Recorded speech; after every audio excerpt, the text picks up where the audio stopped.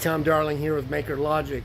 So today we got a really cool project that we're going to start. We actually pulled a table out of one of our storage lockers, and Trish, my wife, really liked it. It's old, it's got some really cool style, but we're going to change it into something really beautiful. So let's take a look at it and we'll show you what we're going to do.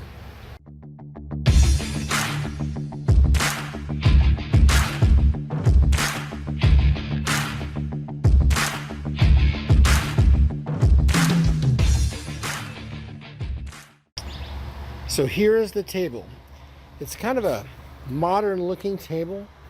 Wood, there is a little bit of veneer on the top of it, but it is solid wood underneath the veneer. Now what's really super cool about this table is that it has these little wings that pull out on each side.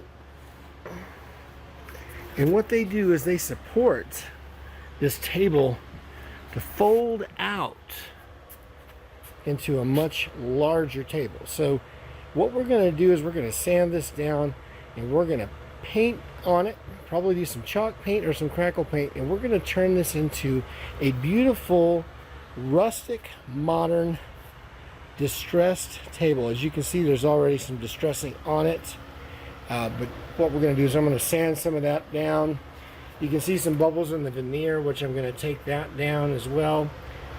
But it has some potential. So we're going to work on this together. So you stick around and we'll see what we can turn this into.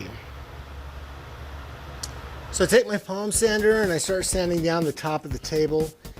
What I'm going to do, I'm not going to take it all the way down to the wood, but I am going to take off the scratches and the high places and rough up the surface. That way we can make sure that our chalk paint is going to adhere to the table when we put it on. So we'll go all around the top of the table. Now we'll get the sides pulled out here so that we can open the table up. These are really clever.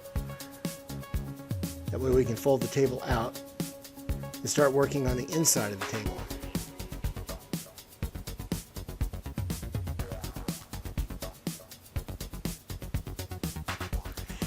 I'm going to do the same thing here. I'm going to sand with my palm sander, but I'm going to work on those high places where the veneer was bubbled up. Now I don't need to get all the bubbling out, but I definitely want to get enough out to take it down flat. A little bit of bubbling will be okay with the finish that I'm going to put on there because it's going to look antique. We want it to be rustic, but we don't want it to be goofy looking, so we'll get those knocked down. And once again, we're going to rough up all the finish. That way the chalk paint will adhere nicely to the table. Now I'm going to take tape and I'm going to go ahead and I'm going to secure the top of the table. That way when I flip it over to take the legs off and sand on the legs, the table's not going to come open on me.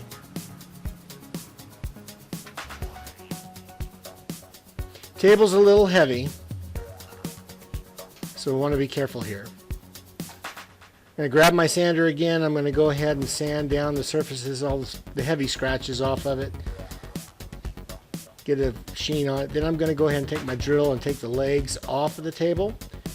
That way we can have them separate so that we can get ready to paint them. Yeah, well, that's not going to work, Tom. There you go. Now we're going to go ahead and clean all the sawdust and the sanding residue, plus any other grease and grime that's on the table that came out of the storage locker. I have no idea where this table's been, and I want to make sure that my paint goes on. There's no bubbles or crackling or anything. I'm going to use Rust-Oleum 2 times Ultra Coat. We'll go ahead and get it sprayed down. Get good coverage over everything all the way around the table. And there it is. It's got a really nice sheen. Now what I'm going to do before we put this on the table is I am going to take a satin finish of polyurethane to go over it just to make sure the paint doesn't scratch when it's being used inside the house. But it's got a nice even coat and finish to it, and it's going to look really nice sitting underneath the table.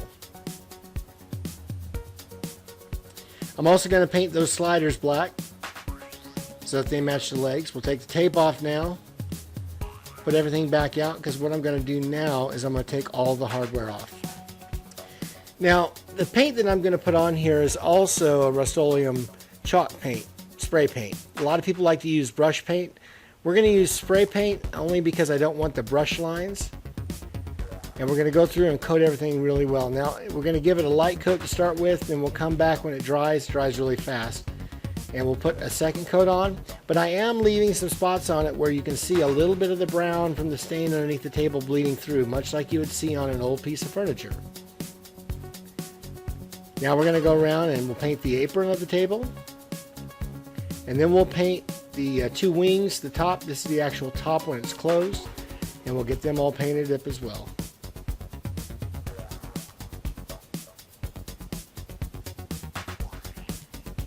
So here's the top done, ready for the next step, which is applying the wax. Now what I'm using on this portion is I'm using Min Wax. It's a natural color paste wax mixed with a brown color paste wax.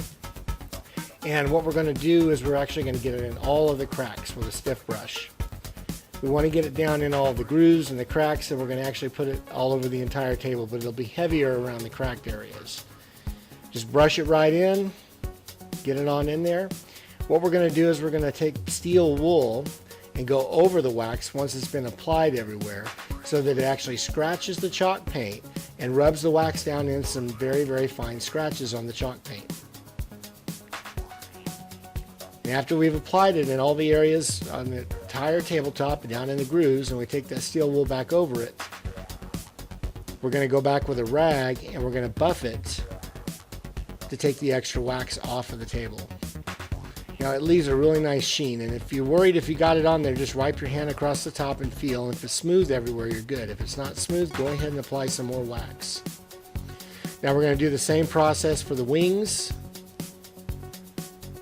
Get that wax all in there, take the steel wool over the top, and then come back and then buff the rest of it out.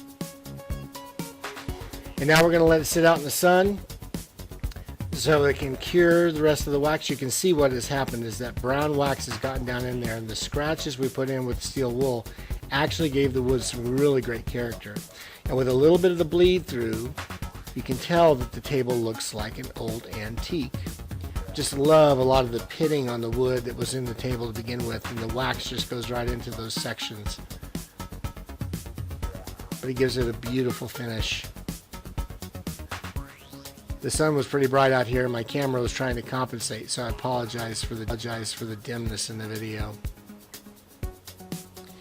Now we're going to do the same thing on the apron of the table. We'll take the wax, we'll get it all down into the grooves, take the steel wool across it, and then come back with a rag and then buff all the excess wax out. And we'll do that for the entire table, all the way around the apron. So here's the finished table. Go ahead and pull out the two wing supports. I put felt stoppers on there to protect the top of the table. I did not paint my hardware. I left it that antique color because they were really clean and in good shape, and it looks great on the table. But look at how big this table gets. And yes, it does look mismatched, like it's weathered, and that's the point. We want it to look like an antique piece of furniture with a rustic look, but a classy rustic look. The light doesn't do it justice here, but you can see down in there all the different antiquing, the wax as it's inside the table. And while it looks extra white here, it's actually more of an off-white color. Part of it's just the camera trying to make up for the light. You can see that the wax provides a really nice sheen on the top of the table as well. So we'll close it up, push our wings back in,